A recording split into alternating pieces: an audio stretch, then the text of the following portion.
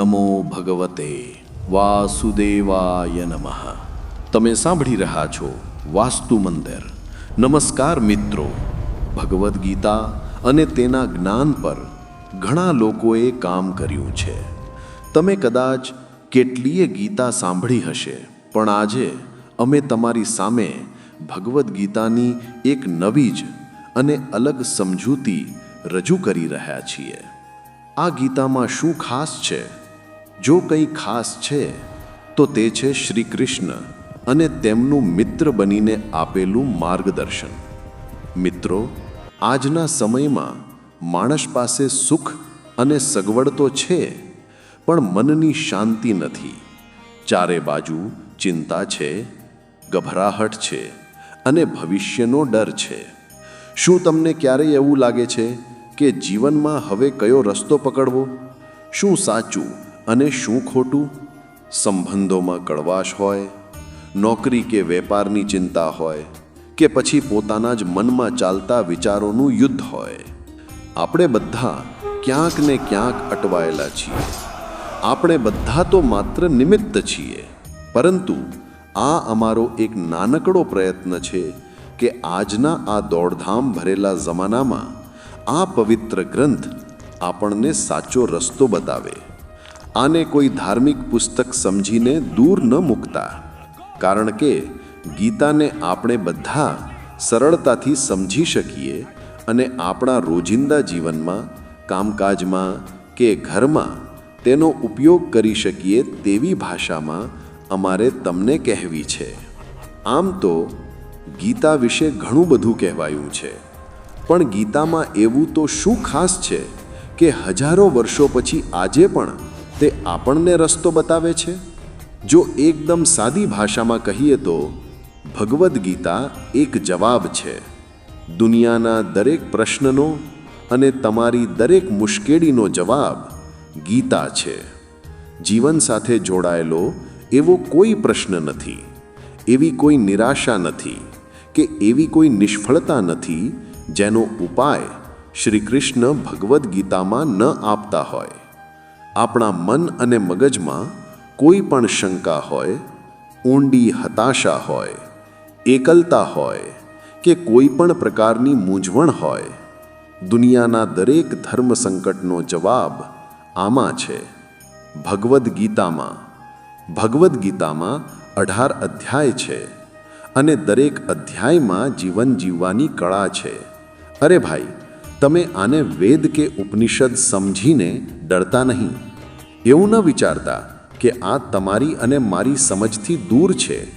આના દરેક અધ્યાય અને શ્લોકમાં તમે તમારી જાતને અર્જુન સમજી લેજો, કારણ કે અર્જુનની દરેક ક્ષણ, દરેક ડર અને દરેક સમસ્યા જોવામાં આવે તો આપણી જ પરેશાની છે. જેવી રીતે અર્જુન કુરુક્ષેત્રના મેદાનમાં ડરી ગયો હતો, તેવી જ રીતે આપણે પણ આપણા જીવનના યુદ્ધમાં ડરી જઈએ છીએ. ક્યારેક હિંમત હારી જઈએ છીએ તો ક્યારેક રડવું આવે છે. બસ આપણી એ જ દરેક પરેશાનીનો ઉકેલ શ્રી કૃષ્ણ બતાવી રહ્યા છે. શ્રી કૃષ્ણને ફક્ત અર્જુનના સારથી ન માનતા, તેમને પોતાના જીવનના સારથી પણ માનજો. તેમના કહ્યા પ્રમાણે જો આપણે ચાલીશું તો હું પૂરા વિશ્વાસ અને દાવા સાથે કહું છું કે આપણે બધી મુશ્કેલીઓને, ભલે તે ગમે તેટલી મોટી હોય, તેને સરળતાથી પાર કરી જઈશું અને એક સફળ જીવન જીવી શકીશું. અહીં જ્ઞાન કે ધર્મ ગ્રંથની મોટી મોટી અને અઘરી વાતો અમારી સાથે નહીં થાય મિત્રો. અહીં તો તમારા અને મારા જીવનની, રોજની અનુભવોની સાચી વાતો અને આપણી રોજની સમસ્યાઓની જ વાતો થશે અને તેનો ઉકેલ મળશે. તો ચાલો, તમારા મનને શાંત કરવા અને જીવનને નવી દિશા આપવા વાસ્તુ મંદિર સાથે આપણે જઈએ ભગવદ્ ગીતાના 18 અધ્યાયોની આ અદ્ભુત સફર પર.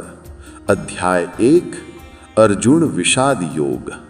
આ અધ્યાયની શરૂઆત એક એવા રાજાના સવાલથી થાય છે જે આંખે તો અંધ છે જ, પણ પુત્રના પ્રેમમાં પણ આંધળો થઈ ગયો છે.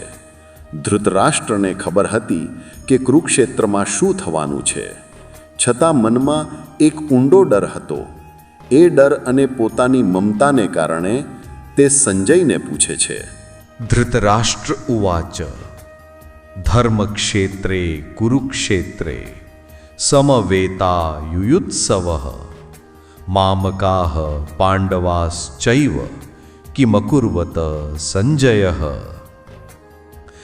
ધૃતરાષ્ટ્ર સંજયને પૂછે છે કે હે સંજય, ધર્મભૂમિ કુરુક્ષેત્રમાં યુદ્ધ કરવાની ઈચ્છાથી ભેગા થયેલા મારા અને પાંડુના પુત્રો શું કરી રહ્યા છે?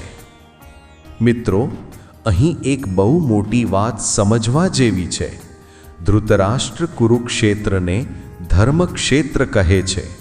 તેમને ખબર છે કે આ લડાઈ સત્ય અને અસત્ય વચ્ચેની છે. તેઓ જાણે છે કે જ્યાં ધર્મ હશે ત્યાં જ વિજય થશે. છતાં પિતા તરીકેનો તેમનો સ્વાર્થ જુઓ. તે આખા કુળને એક નથી ગણતા. તે સ્પષ્ટ ભાગલા પાડે છે. મારા પુત્રો અને પાંડુના પુત્રો. જ્યારે ઘરનું વડીલ જ આવા ભાગલા પાડે, તારું અને મારું કરે, ત્યારે યુદ્ધ તો થવાનું જ છે ને. આપણા જીવનમાં પણ આવું જ છે. આપણા મનમાં પણ રોજ એક કુરુક્ષેત્ર રચાય છે. એક બાજુ સારા વિચારો છે, એટલે કે પાંડવો, અને બીજી બાજુ ખરાબ વિચારો, એટલે કે કૌરવો. આપણે પણ ધૃતરાષ્ટ્રની જેમ ઘણીવાર ખબર હોવા છતાં ખોટા વિચારોનો કે ખોટા માણસોનો પક્ષ લઈએ છીએ, કારણ કે આપણને તેના પ્રત્યે મોહ હોય છે. આ શ્લોક આપણને શીખવે છે કે જ્યારે આપણે સ્વજન અને પારકાનો ભેદભાવ રાખીએ છીએ, ત્યારે જ જીવનમાં અને મનમાં મહાભારત સર્જાય છે. રાજાનો આ સવાલ સાંભળીને સારથી સંજય તેમને જવાબ આપે છે. સંજય ઉવાચ દૃષ્ટ્વા તુ પાંડવાનિકં વ્યૂઢં દુર્યોધનસ્તદા આચાર્યમુપસંગમ્ય રાજા વચનમબ્રવીત. સંજય આંખે દેખો હાલ બતાવતા કહે છે કે હે રાજા, તે સમયે પાંડવોની સેનાની વ્યૂહરચના જોઈને રાજા દુર્યોધન ગુરુ દ્રોણાચાર્ય પાસે ગયા અને આ વચનો કહ્યા. હવે વિચારો મિત્રો, દુર્યોધન તો રાજા હતો, તેની પાસે મોટી સેના હતી, તો પછી તે ડરીને ગુરુ દ્રોણ પાસે કેમ ગયો? જ્યારે આપણી સામે કોઈ મોટી મુસીબત આવીને ઊભી રહે છે ને, ત્યારે આપણો અહંકાર ઓગળી જાય છે. પાંડવોની શિસ્તબદ્ધ અને મજબૂત સેના જોઈને દુર્યોધનના મનમાં ફાડ પડી ગઈ હતી. તેને ડર લાગ્યો કે ક્યાંક હું હારી તો નહીં જાઉં ને. સામાન્ય રીતે માણસ ડરી જાય ત્યારે કોની પાસે જાય? કોઈ વડીલ પાસે અથવા કોઈ જ્ઞાની પાસે. પણ દુર્યોધન અહીં સલાહ લેવા નથી ગયો. તે પોતાની ગભરામણ છુપાવવા અને ગુરુ દ્રોણ ક્યાંક પાંડવો પ્રત્યે કૂણું વલણ ન રાખે તે પાક્કું કરવા ગયો છે. આપણને પણ જ્યારે જીવનમાં કોઈ મોટો પડકાર મળે છે, ત્યારે આપણે બેચેન થઈ જઈએ છીએ. ભલે આપણે બહારથી ગમે તેટલા મજબૂત દેખાવવાનો ડોળ કરીએ, પણ અંદરથી તો દુર્યોધનની જેમ ગભરાયેલા જ હોઈએ છીએ. આ વાત સાબિત કરે છે કે ખોટા રસ્તે ચાલનાર માણસ ગમે તેટલો શક્તિશાળી હોય, અંદરથી તો તે હંમેશા ડરેલો જ રહે છે.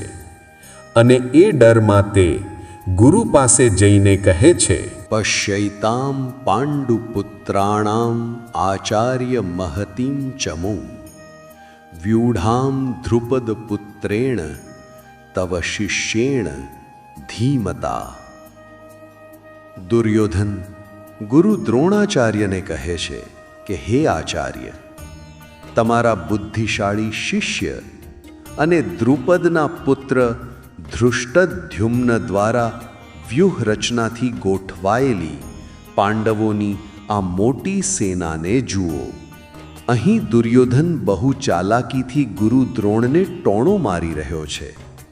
ધૃષ્ટદ્યુમ્ન દ્રોણાચાર્યનો જ શિષ્ય હતો અને તે દ્રોણાચાર્યને મારવા માટે જન્મ્યો હતો એવું ભવિષ્યવાણીમાં હતું.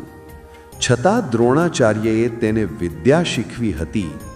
હવે દુર્યોધન યાદ અપાવે છે કે જુઓ ગુરુદેવ, આ તમારી જ ભૂલવું પરિણામ છે. તમે જેને વિદ્યા આપી આજે એ જ તમારો કાળ બનીને સામે ઊભો છે. આ શ્લોક આપણને શીખવે છે કે જ્યારે માણસ મુશ્કેલીમાં હોય છે ત્યારે તે પોતાની ભૂલ સ્વીકારવાને બદલે બીજાનો વાંક કાઢવાનું શરૂ કરે છે. દુર્યોધન અત્યારે ડરી ગયો છે એટલે તે ગુરુને ઉશ્કેરવાનો પ્રયત્ન કરે છે. વ્યૂહ રચના શબ્દ પર ધ્યાન આપજો મિત્રો. જીવનમાં પણ સમસ્યાઓ સાદી સીધી નથી આવતી. તે વ્યૂહ એટલે કે જાળ બિછાવીને આવે છે. આપણે તેમાંથી નીકળવા માટે ફરિયાદ કરવાને બદલે હિંમત અને બુદ્ધિનો ઉપયોગ કરવો પડે છે. દુર્યોધન અહીં આપણને બતાવે છે કે જે માણસ અંદરથી નબળો હોય છે તે હંમેશા સામેવાળી વ્યક્તિની તાકાત જોઈને બીજાને ટોણા મારવામાં જ સમય બગાડે છે. અત્ર શૂરા મહેશ્વાસા ભીમાર્જુન સમાયુધિ યુયુધાનો વિરાટશ્ચ દ્રુપદશ્ચ મહારથઃ.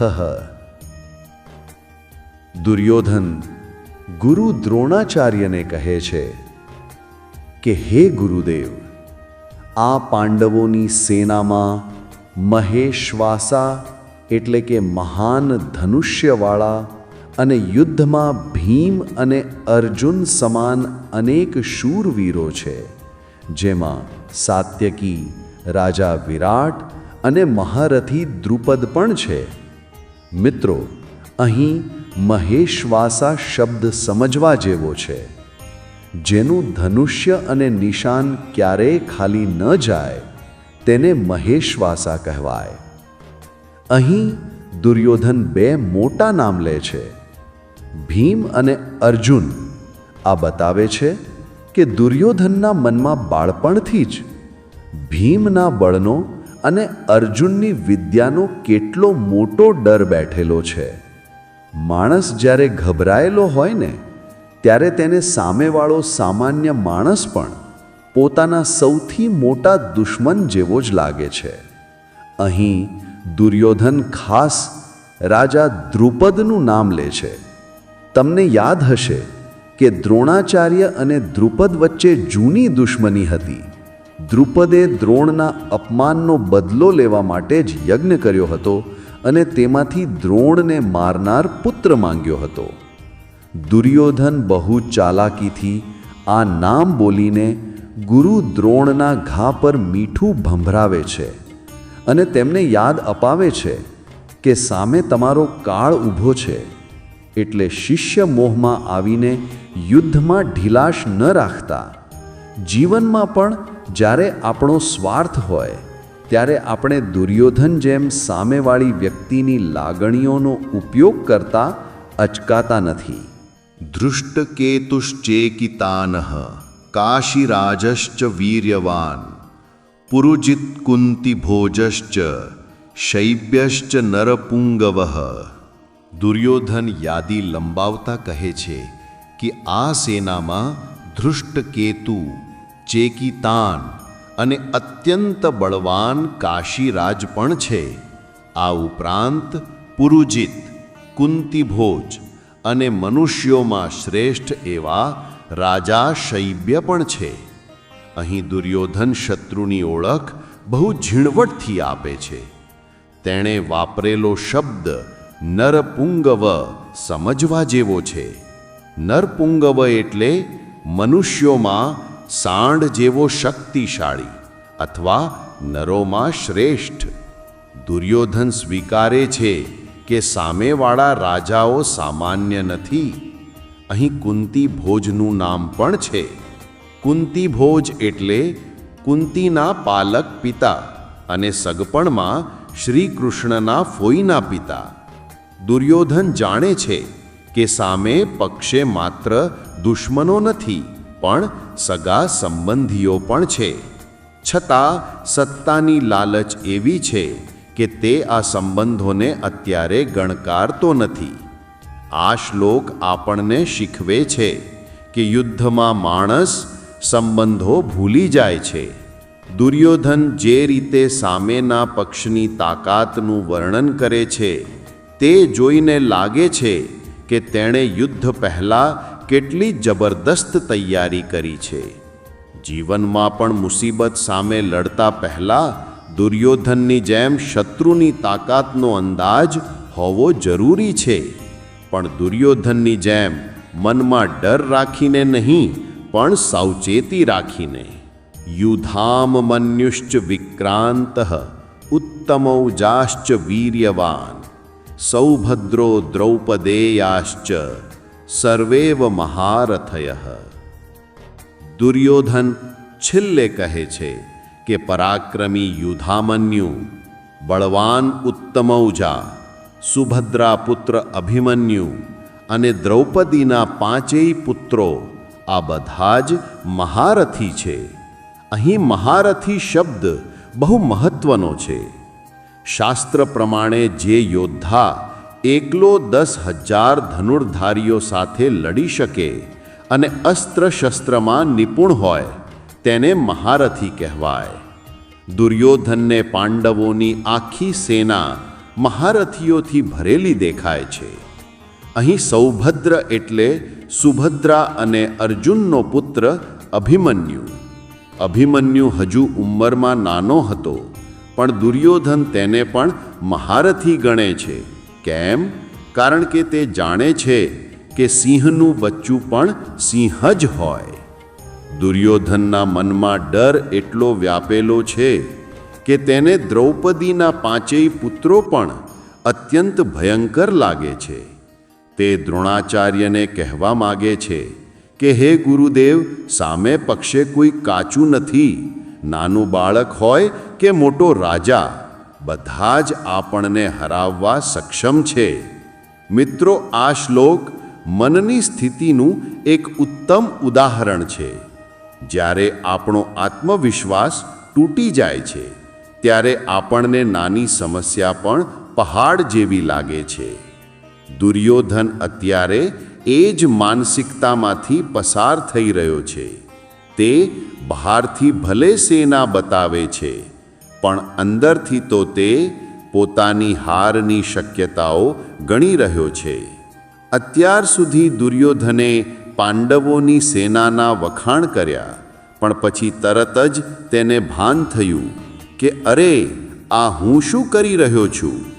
જો હું દુશ્મનના જ વખાણ કરીશ તો મારી સેના અને ગુરુ દ્રોણનો જુસ્સો તૂટી જશે.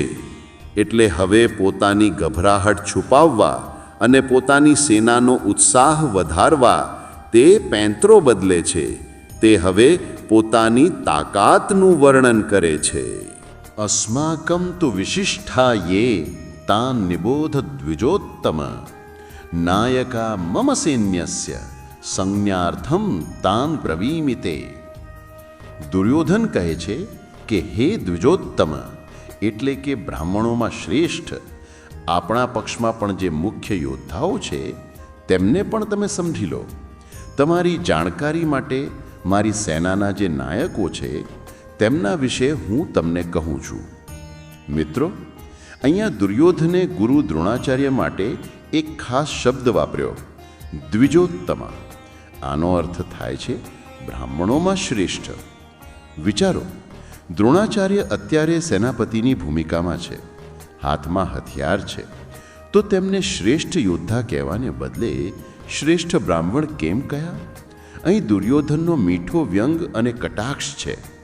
તે યાદ અપાવવા માગે છે કે ગુરુદેવ, તમે જાતે તો બ્રાહ્મણ છો. તમારું કામ પૂજા પાઠ કરવાનું છે, યુદ્ધ કરવાનું નહીં. છતાં તમે લડી રહ્યા છો, તો હવે પાંડવો પર દયા બતાવીને બ્રાહ્મણ ન બનતા, પણ ક્ષત્રિયની જેમ લડજો. બીજી બાજુ દુર્યોધન ખૂબ જ ચલાક છે. તેને ડર છે કે મેં પાંડવોના બહુ વખાણ કરી નાખ્યા, એટલે હવે તે વિષય બદલવા માંગે છે. આપણા જીવનમાં પણ આવું થાય છે. જ્યારે માણસ પોતાની ભૂલ ઢાંકવા માગતો હોય અથવા પોતાની અસુરક્ષા છુપાવવા માગતો હોય ત્યારે તે જોરશોરથી પોતાની તારીફો ગાવા લાગે છે.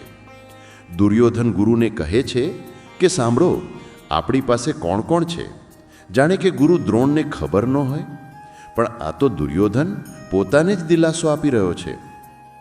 ભવાન ભીષ્મશ્ચ કર્ણશ્ચ કૃપશ્ચ સમિતિંજય અશ્વત્થામા વિકર્ણશ્ચ સૌમદત્તિ તથૈવ ચ. હવે દુર્યોધન પોતાની સેનાના મહારથીઓના નામ આપે છે. તે કહે છે, એક તો આપ, પતામહ ભીષ્મ, કર્ણ અને સંગ્રામ વિજયી કૃપાચાર્ય તથા અશ્વત્થામા, વિકર્ણ અને સોમદત્તનો પુત્ર ભૂરિશ્રવા.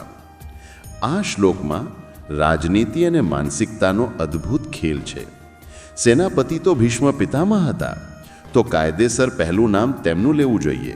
પણ દુર્યોધને પહેલું નામ કોનું લીધું? ભવાન એટલે કે આપ, ગુરુ દ્રોણનું. કેમ? કારણ કે અત્યારે તે દ્રોણાચાર્યની સામે ઊભો છે અને તેને માખણ લગાવી રહ્યો છે. તેને ડર છે કે ગુરુ ક્યાંક રિસાઈ ન જાય.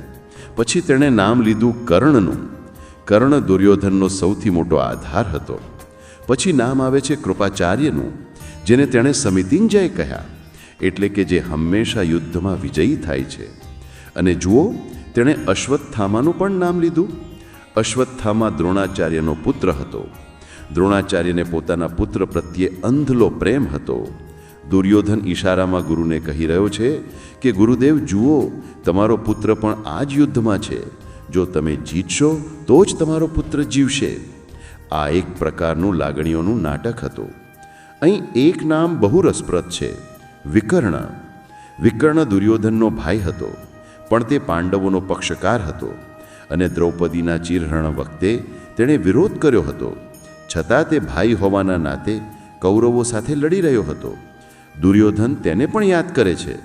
આ બતાવે છે કે મુસીબતના સમયે માણસને પોતાના વિરોધી પણ જો પોતાના પક્ષમાં હોય તો વહાલા લાગે છે.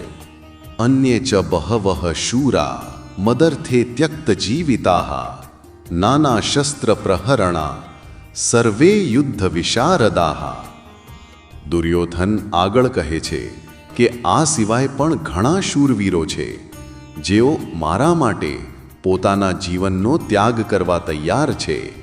તેઓ અનેક પ્રકારના શસ્ત્રો અને અસ્ત્રો ચલાવવામાં હોશિયાર છે અને બધા જ યુદ્ધકળામાં નિપુણ છે.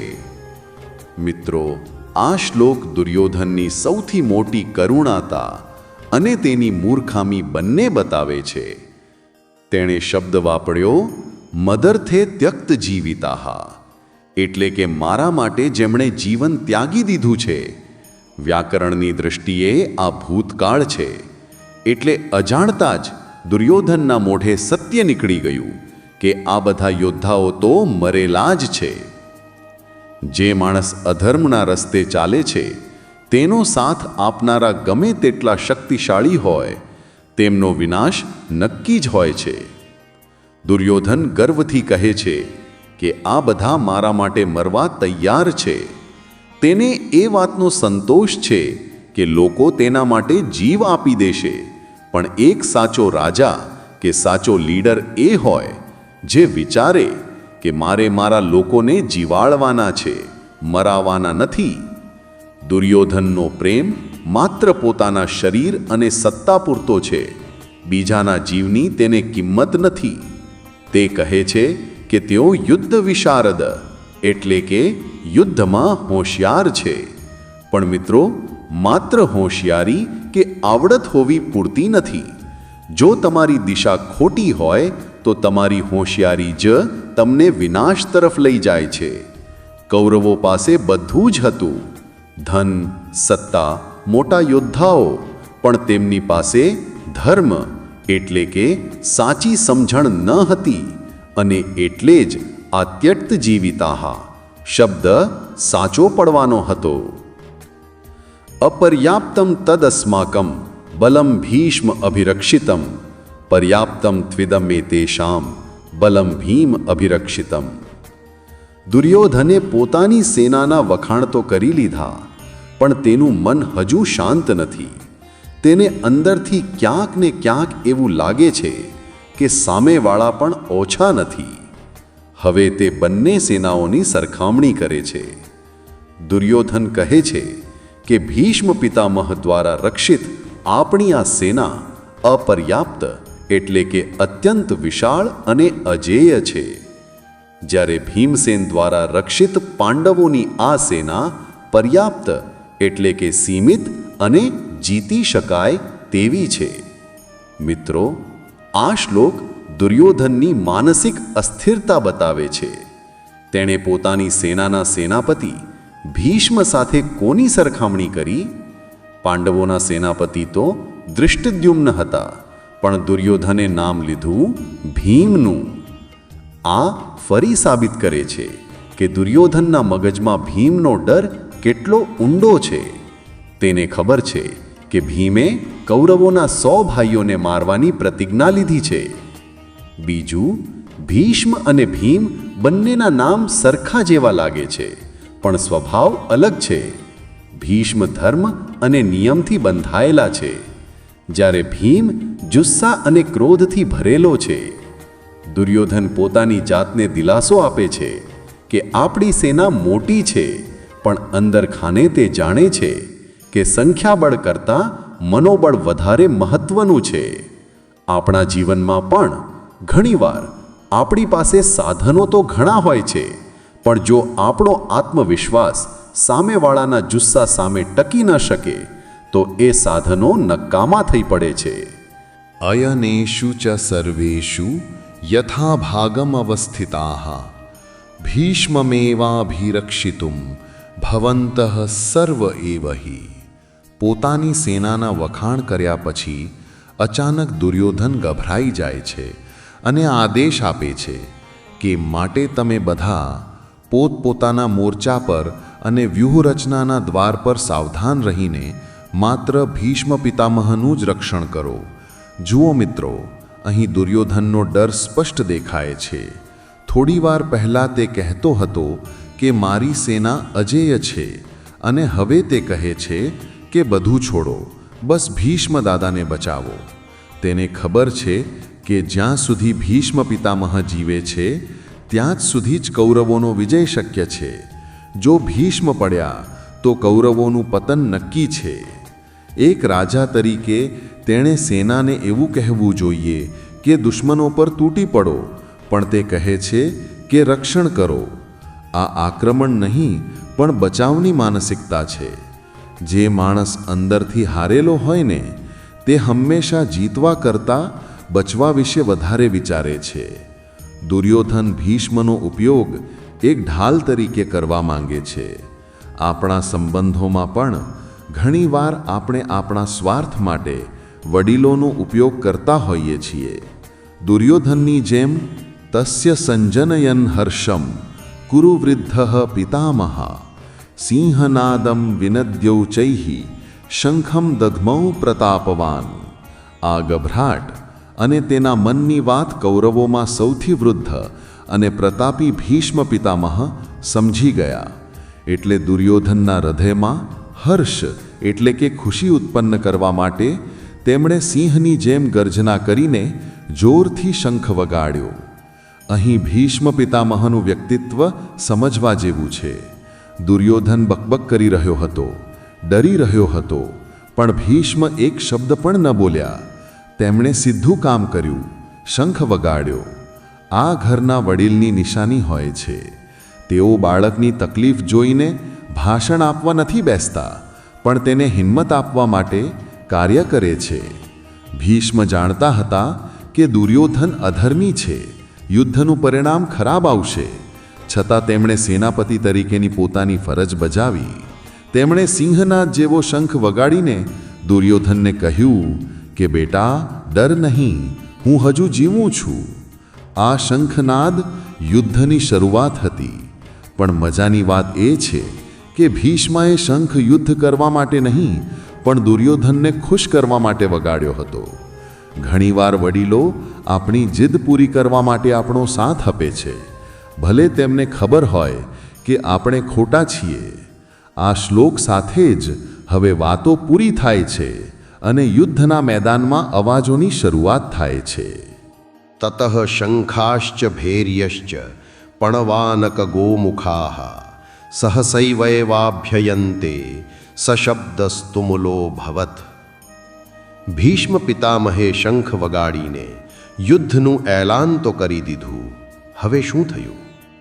કૌરવોની સેનામાં એક સાથે દેકારો બોલી ગયો.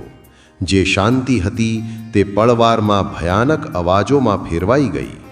ત્યાર પછી શંખ, નગારા, ઢોલ, મૃદંગ અને રણશિંગડાઓ એક સાથે જ વાગી ઉઠ્યા અને તે અવાજ બહુ ભયંકર થયો. મિત્રો, કલ્પના કરો એ દૃશ્યની. લાખો સૈનિકો, હજારો હાથી ઘોડા અને તેમાં એક સાથે વાગતા હજારો વાદ્યો.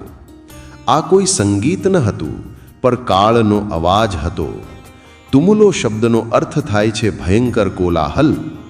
કૌરવોએ વિચાર્યું હતું કે આવો મોટો અવાજ કરીને અમે પાંડવોને ડરાવી દઈશું. યુદ્ધમાં અને જીવનમાં પણ આવું જ હોય છે. જે પક્ષ નબળો હોય અથવા જેની પાસે સત્ય ન હોય તે ઘણીવાર ઘોંઘાટ કરીને સામેવાળાને દબાવવાનો પ્રયત્ન કરતું હોય છે. આપણે ત્યાં કહેવત છે ને કે ખાલી ચણો વાગે ઘણો. કૌરવોની સેનાએ અત્યારે એવો જ દેકારો કર્યો છે, પણ શું પાંડવો આ અવાજથી ડરી ગયા? ના. હવે જુઓ પાંડવો તરફથી કેવી ભવ્ય એન્ટ્રી પડે છે. તતઃ શ્વેતૈ હયૈ યુક્તે મહતિ સ્યંદને સ્થિતૌ માધવઃ પાંડવશ્ચૈવ દિવ્યો શંખૌ પ્રદદ્મતુઃ. ત્યારબાદ સફેદ ઘોડાઓ જોડેલા ઉત્તમ અને વિશાળ રથમાં બેઠેલા શ્રી કૃષ્ણ અને પાંડુપુત્ર અર્જુને પોતપોતાના દિવ્ય શંખ વગાડ્યા. આ શ્લોકમાં છુપાયેલા સંકેતો બહુ ઊંડા છે. પહેલું, શ્વેતૈ હયૈ એટલે કે સફેદ ઘોડા. સફેદ રંગ શાંતિ અને સત્યનું પ્રતીક છે. કૌરવો ભલે ગમે તેટલો કાળો કોલાહલ કરે, પણ પાંડવોના પક્ષે તો સાક્ષાત પ્રકાશ છે. બીજું, મહતિ સ્યંદને એટલે કે વિશાળ રથ. આ કોઈ સામાન્ય રથ ન હતો.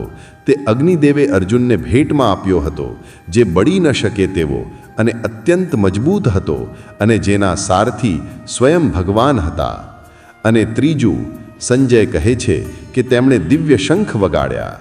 કૌરવોના શંખ અને વાદ્યો માત્ર ભયંકર હતા, પણ કૃષ્ણ અને અર્જુનના શંખ દિવ્ય એટલે કે અલૌકિક હતા. જ્યારે ભગવાન તમારી સાથે હોય ને મિત્રો, ત્યારે તમારો અવાજ ઘોંઘાટ નથી બનતો, પણ શંખનાદ બની જાય છે. માધવ અને અર્જુને કૌરવોના દેકારાનો જવાબ ગભરાયા વગર પૂરી શાન અને ઠાઠથી આપ્યો. આ શીખવે છે કે દુનિયા ગમે તેટલો શોર બરકો કરે, જો તમે સાચા હોવ તો તમારી એક ગર્જના પણ કાફી છે. પાંચજન્યમ હૃષિકેશો દેવદત્તમ ધનંજયઃ પૌંડ્રમ દધમૌ મહાશંખમ ભીમકર્મા વૃકોદરઃ.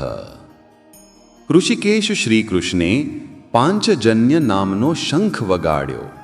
ધનંજય અર્જુને દેવદત્ત નામનો શંખ વગાડ્યો અને ભયાનક કર્મો કરનારા તથા વરુ જેવું પેટ ધરાવનારા ભીમસેને પૌંડ્ર નામનો મહાશંખ વગાડ્યો. મિત્રો, અહીં દરેકના શંખના નામ છે, જેનું એક મહત્વ છે. શ્રી કૃષ્ણનો શંખ પાંચજન્ય હતો. કહેવાય છે કે આ શંખ એક દૈત્યના હાડકામાંથી બન્યો હતો, જે વિજયનું પ્રતીક છે.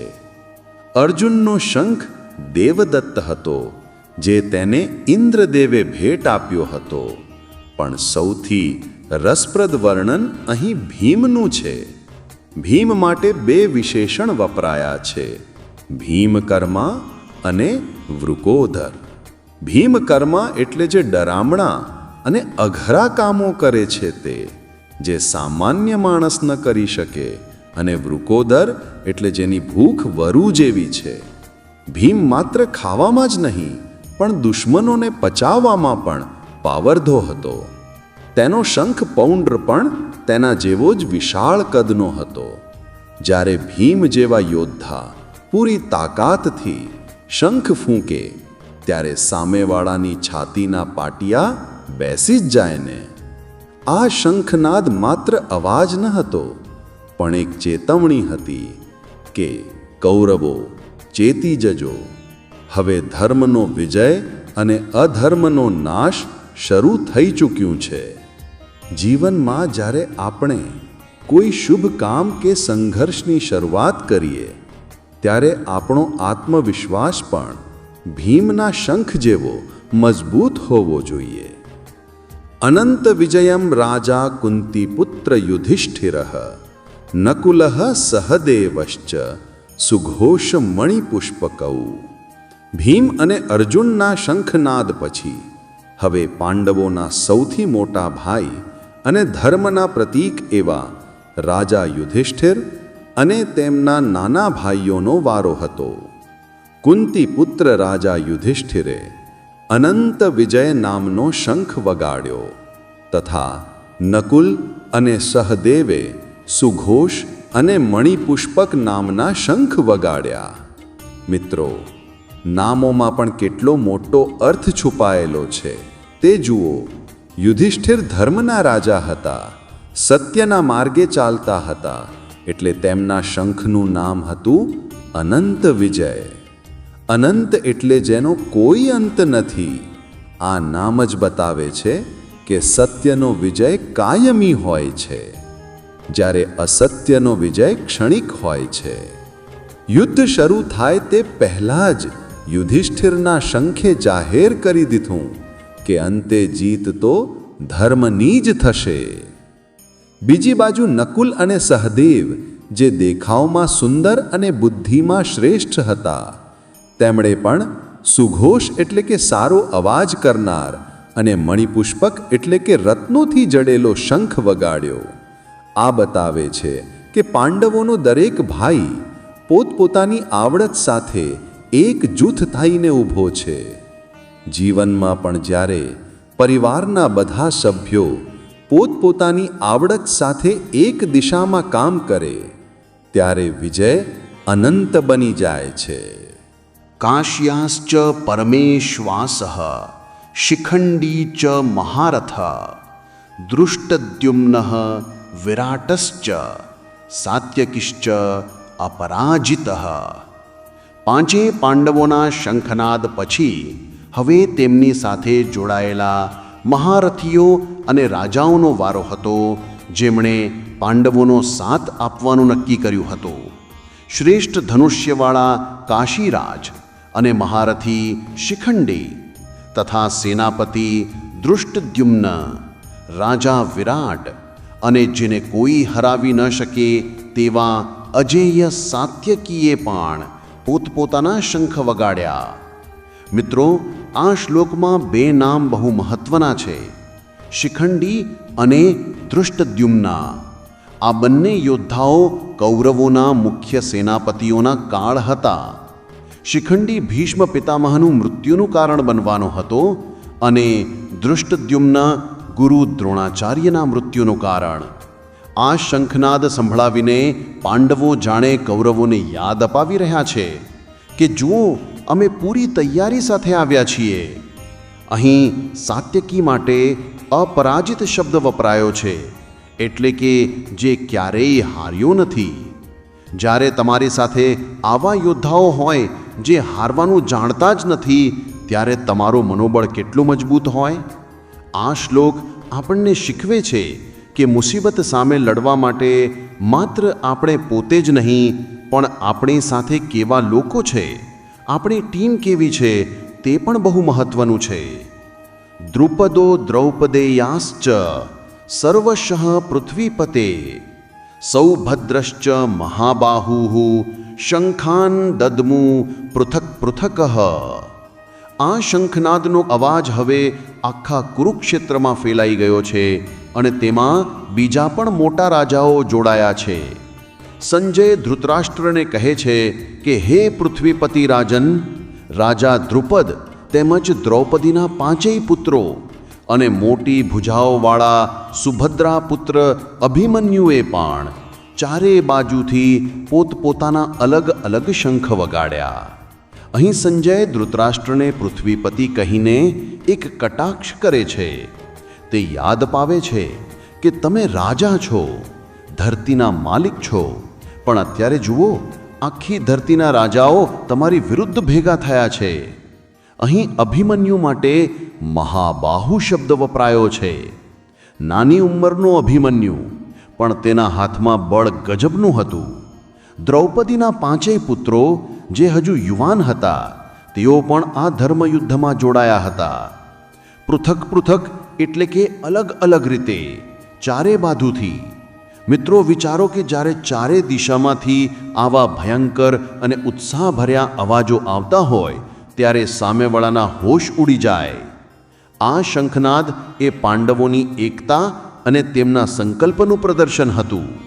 જીવનમાં પણ જ્યારે આપણે સત્ય માટે લડીએ છીએ ત્યારે આખી કાયનાત આપણી સાથે જોડાઈ જાય છે. બસ શરૂઆત કરવાની હિંમત હોવી જોઈએ.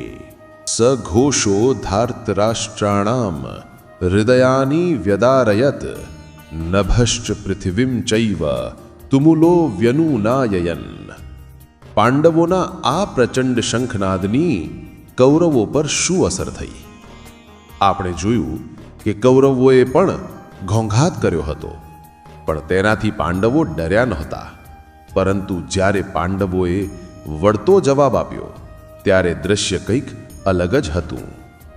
આ ભયાનક અવાજે આકાશ અને પૃથ્વીને ગજવી નાખ્યા અને ધૃતરાષ્ટ્રના પુત્રોના એટલે કે કૌરવોના હૃદય ચીરી નાખ્યા.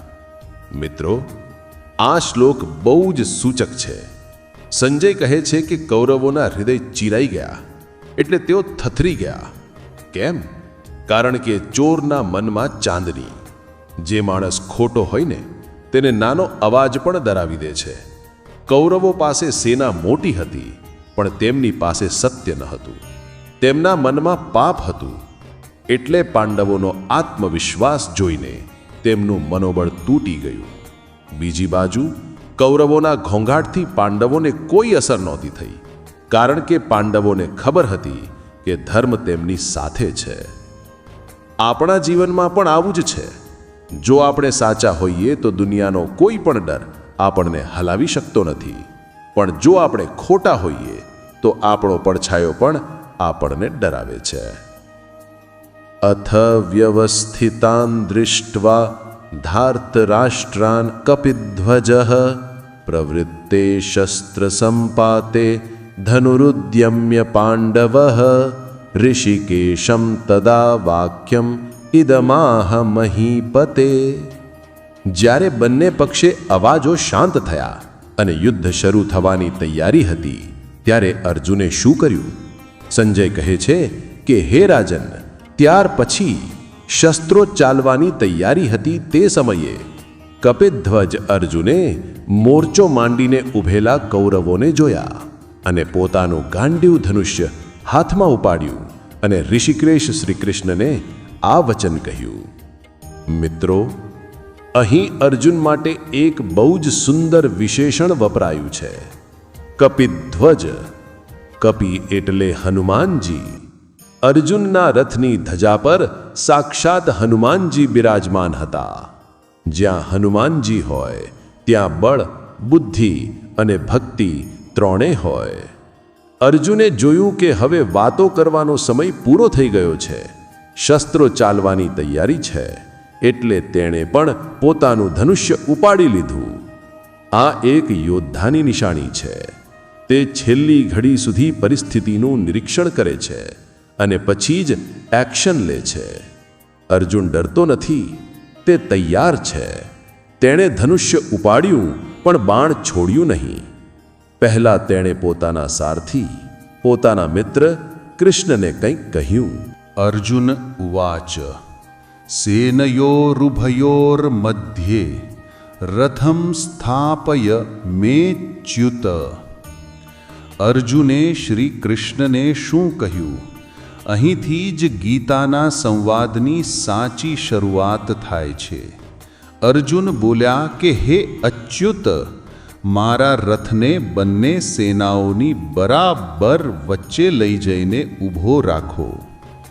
આ શ્લોકમાં અર્જુન શ્રી કૃષ્ણને અચ્યુત કહીને બોલાવે છે. અચ્યુત એટલે જે ક્યારેય પોતાની જગ્યાએથી ખસતા નથી અથવા જેનો ક્યારેય નાશ નથી થતો. બીજો અર્થ એવો પણ થાય કે જે પોતાના ભક્તોને ક્યારેય છોડતા નથી. અર્જુન જાણે છે કે ભલે આખી દુનિયા મારી વિરુદ્ધ હોય, પણ આ મારો સારથી મને ક્યારે પડવા નહીં દે. પણ અર્જુને રથને વચ્ચે લઈ જવાનું કેમ કહ્યું? તેને લડવું હતું તો તે દૂરથી પણ બાણ મારી શકતો હતો. પણ ના, અર્જુન એક સમજદાર માણસ છે. તે સમસ્યાને ઉપર છલી નહીં, પણ તેની વચ્ચે જઈને તેની આંખમાં આંખ નાખીને જોવા માંગતો હતો. આપણા જીવનમાં પણ જ્યાં સુધી આપણે મુસીબતની બરાબર વચ્ચે જઈને તેને તપાસીએ નહીં, ત્યાં સુધી તેનો સાચો ઉકેલ મળતો નથી.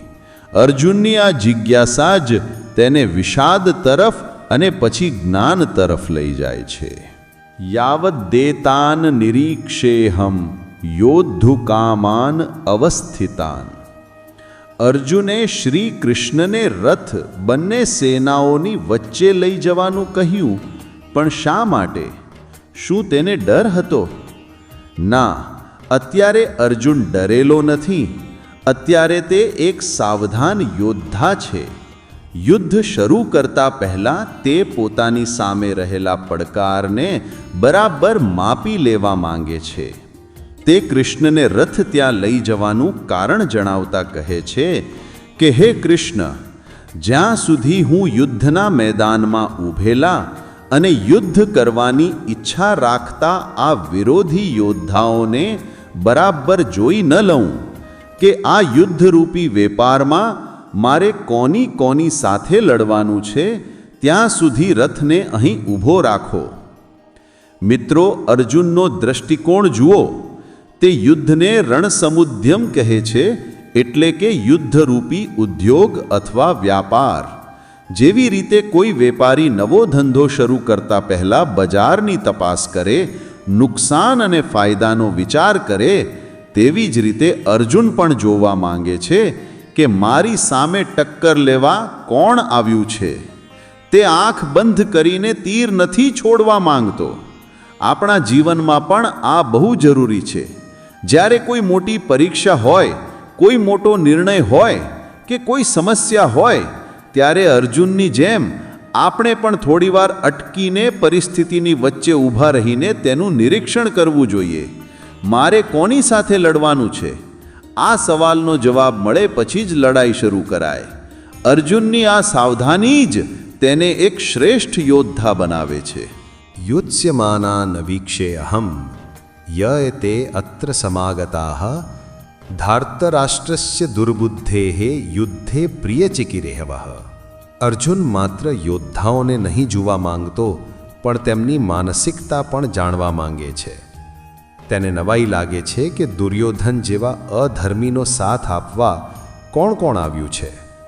અર્જુન કહે છે કે દુર્બુદ્ધિ દુર્યોધનનું યુદ્ધમાં ભલું કરવાની ઈચ્છાથી જેઓ અહીં ભેગા થયા છે, તે યુદ્ધ કરવા તલપાપડ થયેલા રાજાઓને હું જોવા માંગુ છું.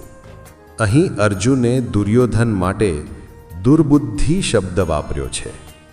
દુર્બુદ્ધિ એટલે જેની બુદ્ધિ ભ્રષ્ટ થઈ ગઈ છે, જે સારા નરસાનો ભેદ ભૂલી ગયો છે. અર્જુનને ખબર છે કે આ યુદ્ધ દુર્યોધનની જિદ અને લાલચનું પરિણામ છે. પણ તેને આશ્ચર્ય એ વાતનું છે કે બીજા રાજાઓ જેઓ સમજદાર છે, તેઓ પણ આ અધર્મના કામમાં દુર્યોધનને ખુશ કરવા માટે આવ્યા છે. અર્જુન એ જોવા માંગે છે કે સ્વાર્થ કે ઉપકારના દબાણમાં આવીને માણસ કેટલું નીચે પડી શકે કે તે સત્યનો સાથ છોડી દે. મિત્રો, જીવનમાં પણ આપણને આવા લોકો મળે છે જે દુર્યોધન જેવા દુર્બુદ્ધિ હોય, પણ દુઃખની વાત એ છે કે ઘણા સારા લોકો પણ તેમનો સાથ આપતા હોય છે. અર્જુન પોતાની નજરે આ કડવું સત્ય જોવા માંગતો હતો. સંજય ઉવાચ એવ મુક્તો હૃષિકેશ ગુડાકેશેન ભારત સેનયોરુભયોર્મધ્યે સ્થાપયિત્વા રથોત્તમમ. અર્જુનની આ આજ્ઞા સાંભળીને ભગવાને શું કર્યું? શું તેમણે ના પાડી? ના. સંજય ધૃતરાષ્ટ્રને ભગવાનની વિનમ્રતાનું વર્ણન કરતા કહે છે કે હે ભરતવંશી રાજા, ગુડાકેશ અર્જુન દ્વારા આમ કહેવામાં આવતા ઋષિકેશ શ્રી કૃષ્ણે તે શ્રેષ્ઠ રથને બંને સેનાઓની વચ્ચે લઈને ઊભો રાખ્યો. અહીં બે નામ બહુ ખાસ છે. અર્જુન માટે ગુડાકેશ વાપરવામાં આવ્યું છે. ગુડાકેશ એટલે જેણે ઊંઘ અને આળસ પર વિજય મેળવ્યો છે, જે જાગૃત છે, તે જ ભગવાનને આદેશ આપી શકે છે. અને શ્રી કૃષ્ણ માટે ઋષિકેશ વાપરવામાં આવ્યું છે, એટલે કે જે બધાની ઇન્દ્રિયોના સ્વામી છે. વિચારો મિત્રો, જે આખા જગતનો નાથ છે, તે એક ભક્તનો સારથી બનીને તેની આજ્ઞાનું પાલન કરે છે. ભગવાને રથને ક્યાં ઊભો રાખ્યો? સેનયોરુભયોર મધ્યે, એટલે કે બંને સેનાની બરાબર વચ્ચે. અને રથ કેવો હતો? રથોત્તમમ, એટલે કે રથોમાં શ્રેષ્ઠ. ભગવાને રથ એવી જગ્યાએ ઊભો રાખ્યો જ્યાંથી અર્જુનને બધું જ સ્પષ્ટ દેખાય. ભગવાન જાણે છે કે અર્જુનને અત્યારે સત્ય જોવાની જરૂર છે, ભલે તે સત્ય કડવું હોય.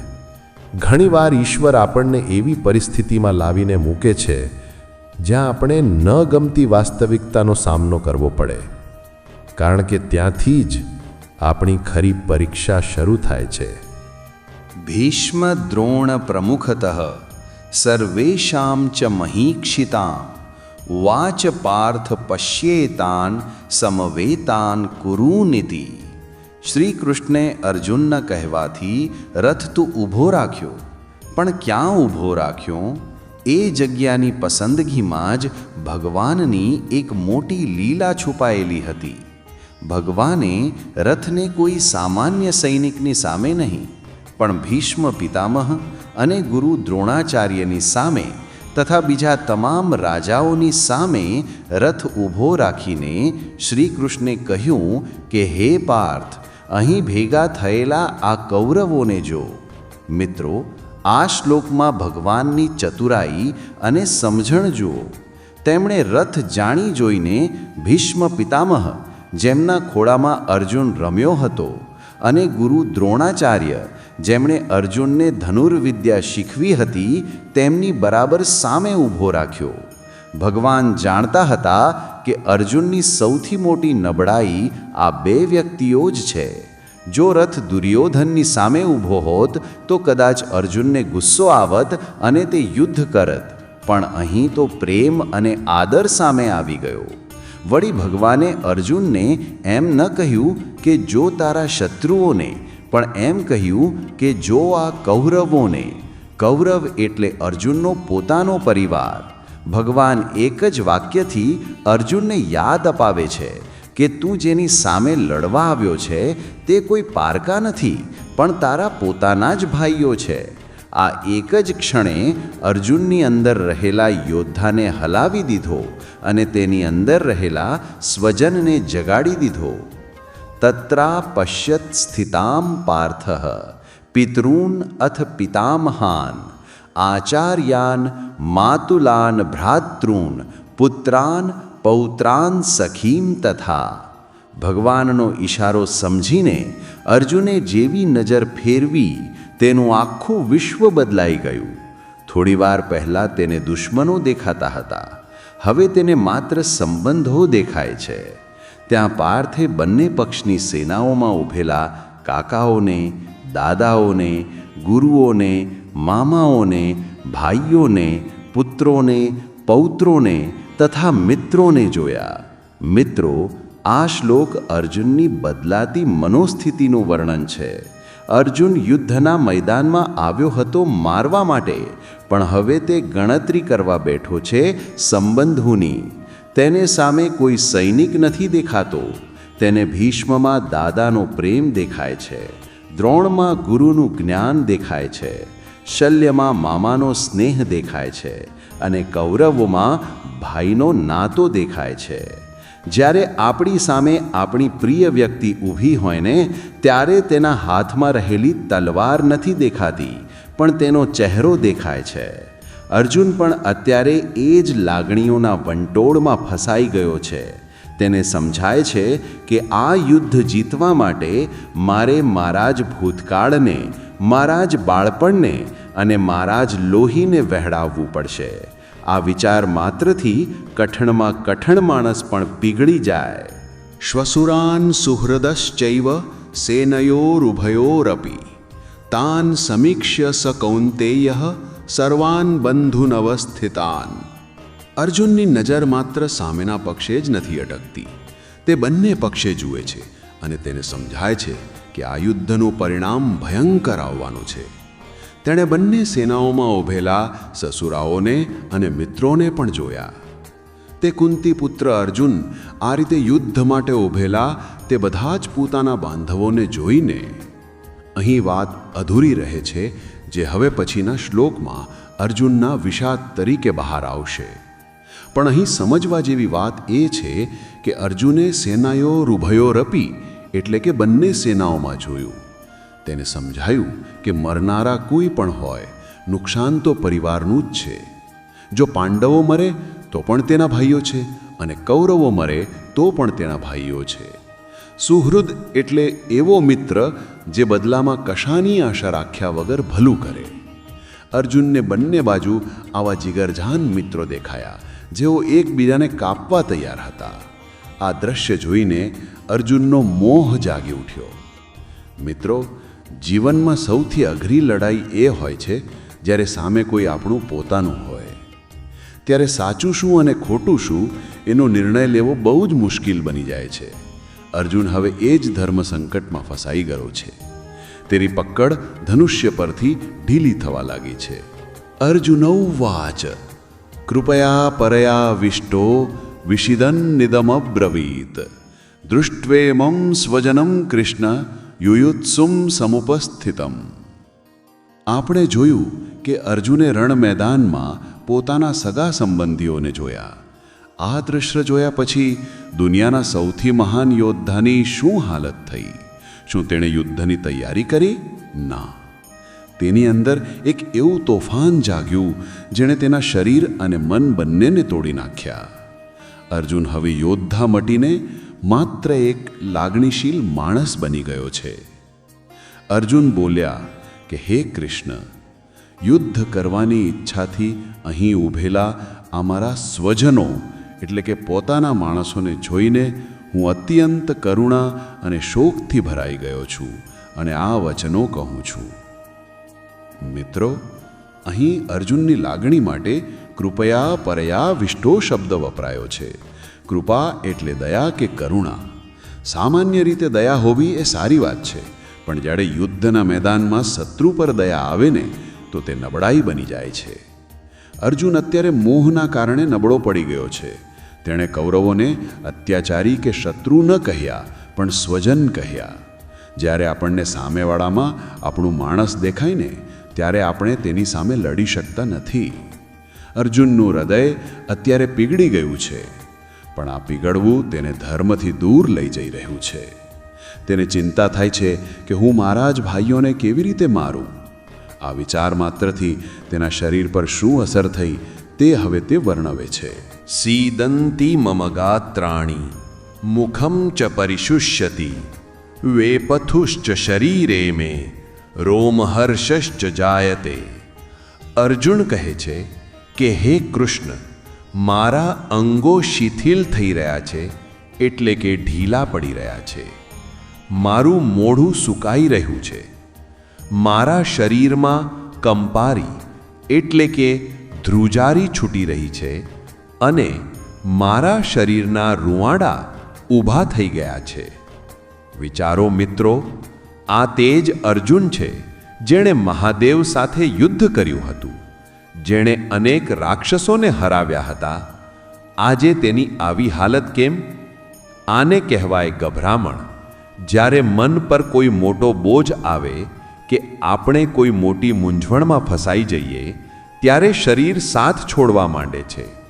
અર્જુન કોઈ કાયર નથી, પણ અત્યારે તે જે પરિસ્થિતિમાં છે ત્યાં તેની હિંમત તૂટી રહી છે. મોઢું સુકાવવું અને હાથ પગ ધ્રુજવા આ ડરની નિશાનીઓ છે, પણ આ ડર મૃત્યુનો નથી. આ ડર પાપ કરવાનો અને પોતાનાઓને ગુમાવવાનો છે. જ્યારે લાગણીઓ હદથી વધારે વધી જાય ત્યારે મજબૂતમાં મજબૂત માણસ પણ અર્જુનની જેમ ભાંગી પડે છે. ગાંડીવમ સ્રંસતે હસ્તાત ત્વક્ચૈવ પરિદહ્યતે ન ચ શક્નોમિ અવસ્થાતુમ ભ્રમતીવ ચ મે મનઃ. અર્જુન આગળ પોતાની વેદના ઠાળવતા કહે છે કે મારા હાથમાંથી મારું ગાંડીવ ધનુષ્ય સરી રહ્યું છે અને મારી ચામડી પણ બળી રહી છે. મારું મન એટલું ભમી રહ્યું છે કે હું હવે અહીં ઊભો રહેવા માટે પણ સમર્થ નથી. આ શ્લોક અર્જુનની હતાશાની પરાકાષ્ઠા છે. ગાંડીવ અર્જુનનું અભિમાન હતું, તેની શક્તિ હતી. તેણે ક્યારેય સપનામાં પણ હાથમાંથી ગાંડીવ છૂટવા નહોતું દીધું, પણ આજે એ ધનુષ્ય તેને પકડવું ભારે લાગે છે. કેમ? કારણ કે ધનુષ્ય હવે તેને રક્ષક નહીં, પણ પોતાના જ ભાઈઓનો હત્યારો લાગે છે. મિત્રો, જ્યારે આપણને આપણું કામ કે આપણી ફરજ ખોટી લાગવા માંડે ને, ત્યારે આપણા હાથમાંથી હથિયાર છૂટી જાય છે. અર્જુન કહે છે, ભ્રમતી વચમે મનઃ, એટલે કે મારું મન ચક્રાવે ચડી ગયું છે. તેને હવે શું કરવું અને શું ન કરવું કશું સમજાતું નથી. તે રથમાં બેસી જવા માગે છે. આ સ્થિતિ આપણા બધાના જીવનમાં ક્યારેક ને ક્યારેક આવે છે, જ્યારે આપણે સાચા અને ખોટાની વચ્ચે એવા અટવાઈ જઈએ કે આપણું મગજ કામ કરવાનું બંધ કરી દે. અર્જુનની આ લાચારી જ હવે તેને શ્રી કૃષ્ણના શરણમાં લઈ જશે. નિમિત્તાની ચ પશ્યામિ વિપરીતાની કેશવ ન ચ શ્રેયો અનુપશ્યામિ હત્વા સ્વજનમાં વહે. અર્જુનની હાલત તો આપણે જોઈ. તેનું શરીર ધ્રુજી રહ્યું છે, ગાંડીવ હાથમાંથી છૂટી રહ્યું છે. પણ હવે અર્જુન માત્ર શારીરિક તકલીફની વાત નથી કરતો. હવે તે પોતાની બુદ્ધિ દોડાવે છે. તે પોતાની પીછેહટને સાચી સાબિત કરવા માટે તર્ક આપે છે અને શ્રી કૃષ્ણને ભવિષ્યના ડર વિશે જણાવે છે. અર્જુન કહે છે કે હે કેશવ, મને લક્ષણો એટલે કે શુકન પણ વિપરીત દેખાઈ રહ્યા છે અને યુદ્ધમાં પોતાના સ્વજનોને મારીને મને કોઈ કલ્યાણ પણ દેખાતું નથી. મિત્રો, અહીં અર્જુન શ્રી કૃષ્ણને કેશવ કહે છે. કેશવ એટલે કેશી નામના રાક્ષસને મારનાર. અર્જુન ઈશારામાં કહેવા માંગે છે કે પ્રભુ, તમે તો રાક્ષસોને માર્યા હતા, પણ તમે મને મારા જ ઘરના લોકોને મારવાનું કેમ કહો છો? અર્જુન કહે છે કે મને ખરાબ શુકન દેખાય છે. જ્યારે માણસનું મન ડરી જાયને, ત્યારે તેને કુદરતમાં પણ અમંગલ જ દેખાય છે. તેને બધું ઊંધું જ દેખાય છે. અર્જુન કહે છે કે સ્વજનોને મારીને શ્રેય એટલે કે કલ્યાણ કેવી રીતે થાય? આપણને પણ જીવનમાં ઘણીવાર એવું થાય છે કે સફળતા તો મળતી હોય, પણ જો એ સફળતા કોઈકને દુઃખી કરીને મળવાની હોય તો મન ડંખે છે. અર્જુનને અત્યારે એવું જ લાગે છે કે લોહીથી ખરડાયેલો વિજય કોઈ કામનો નથી. ન કાંક્ષે વિજયમ કૃષ્ણ ન ચ રાજ્યમ સુખાની ચ કિમનો રાજ્યેન ગોવિંદ કિમ ભોગૈહિ જીવિતેન વા. અર્જુન હવે હતાશામાં ત્યાં સુધી કહી દે છે કે તેને જીત કે રાજપાટ કશાની જરૂર નથી. અર્જુન કહે છે કે હે કૃષ્ણ, હું વિજય નથી ઈચ્છતો, મને રાજ્ય નથી જોઈતું અને સુખ પણ નથી જોઈતું. હે ગોવિંદ, આપણે આવા રાજ્યથી શું કામ, આવા ભોગવિલાસથી શું, કે આ જીવનથી પણ શું ફાયદો? આ શ્લોક અર્જુનો વૈરાગ્ય બતાવે છે, પણ આ સ્મશાન વૈરાગ્ય જેવો છે જે ડરના કારણે આવ્યો છે. અર્જુન શ્રી કૃષ્ણને ગોવિંદ એટલે કે ગાયો અને ઇન્દ્રિયોના પાલક છે તે કહીને સંબોધે છે. તે પૂછે છે કે જેના માટે આપણે આ બધું કરીએ છીએ એ જ જો નહીં રહે તો આ રાજ્ય કોને બતાવવાનું? મિત્રો, આ બહુ મોટો જીવન મંત્ર છે. આપણે આખી જિંદગી દોડધામ કરીએ છીએ, પૈસા કમાઈએ છીએ, પણ કોના માટે? પરિવાર માટે. અને જો એ પરિવાર જ સાથે ન હોય તો એ મહેલ જેવું ઘર કે કરોડો રૂપિયા શું કામના? અર્જુનને અત્યારે એ જ સત્ય સમજાય છે કે સ્વજનો વગરનું સિંહાસન પણ સ્મશાન જેવું લાગે છે. યેષામ અર્થે કાંક્ષિતમ નો રાજ્યમ ભોગાહ સુખાની ચ તે ઇમેવ સ્થિતા યુદ્ધે પ્રાણાન ત્યક્ત્વા ધનાની ચ આચાર્યાઃ પિતરઃ પુત્રાઃ તથૈવ ચ પિતામહાઃ માતુલાઃ શ્વશુરાઃ પૌત્રાઃ શ્યાલા સંબંધિનસ્તથા.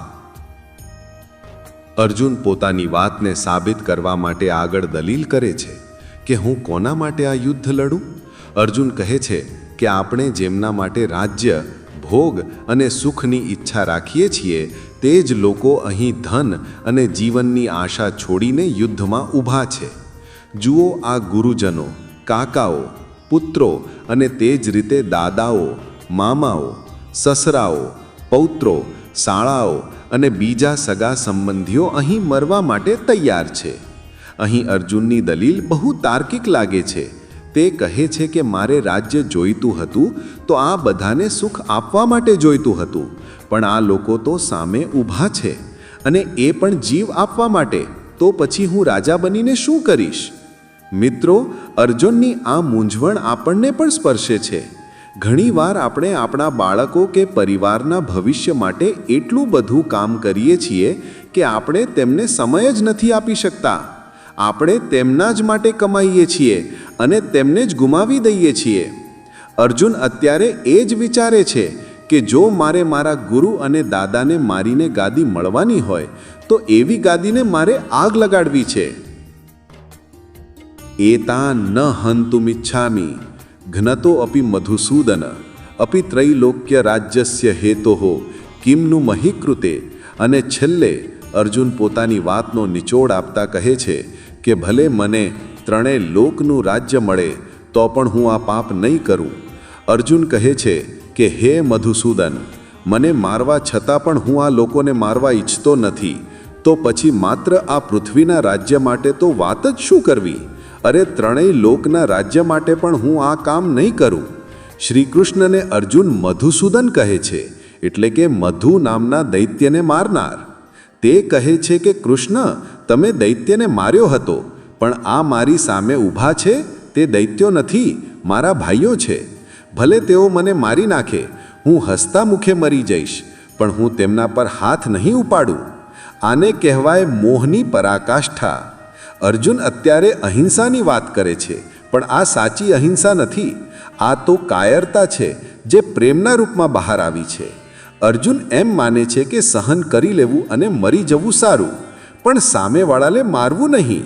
પણ શું અધર્મને ચાલવા દેવું એ ધર્મ છે? આ પ્રશ્નનો જવાબ ભગવાન તેને આગળ આપશે. પણ અત્યારે તો અર્જુન ત્યાગની મૂર્તિ બનીને ઊભો છે. નિહત્ય ધાર્ત્ર રાષ્ટ્રાન નઃ કા પ્રીતિ સ્યાત જનાર્દન પાપમેવાશ્રયેદસ્માન હત્વૈતાનાત તાયિનઃ. અર્જુન હવે પોતાની વાતને એક નવો વળાંક આપે છે. અત્યાર સુધી તે લાગણીની વાત કરતો હતો, હવે તે પાપ અને પુણ્યનો હિસાબ માંડે છે. તેને ડર છે કે જો તે આ યુદ્ધ કરશે તો તેને નરકમાં જવું પડશે. તે શ્રી કૃષ્ણને પૂછે છે કે આવા આતતાયી એટલે કે ગુનેગાર હોવા છતાં તેમને મારીને આપણને શું મળશે? અર્જુન કહે છે કે હે જનાર્દન, ધૃતરાષ્ટ્રના પુત્રોને મારીને આપણને શું પ્રસન્નતા થશે? આ આતતાઈઓને મારીને આપણને તો માત્ર પાપ જ લાગશે. મિત્રો, અહીં અર્જુને કૌરવો માટે એક બહુ કડક શબ્દ વાપર્યો છે, આતતાયી. શાસ્ત્રોમાં આતતાયી કોને કહેવાય? જે આગ લગાવે, ઝેર આપે, હાથમાં તલવાર લઈને મારવા દોડે, ધન લૂંટી લે, જમીન પચાવી પાડે અથવા પરાઈ સ્ત્રીનું અપહરણ કરે. કૌરવોએ પાંડવો સાથે આ બધું જ કર્યું હતું. લાક્ષાગૃહમાં આગ લગાવી હતી, ભીમને ઝેર આપ્યું હતું અને દ્રૌપદીનું અપમાન કર્યું હતું. શાસ્ત્ર કહે છે કે આતતાયીને મારવામાં કોઈ પાપ નથી. છતાં અર્જુન કહે છે કે ના, અમને પાપ લાગશે.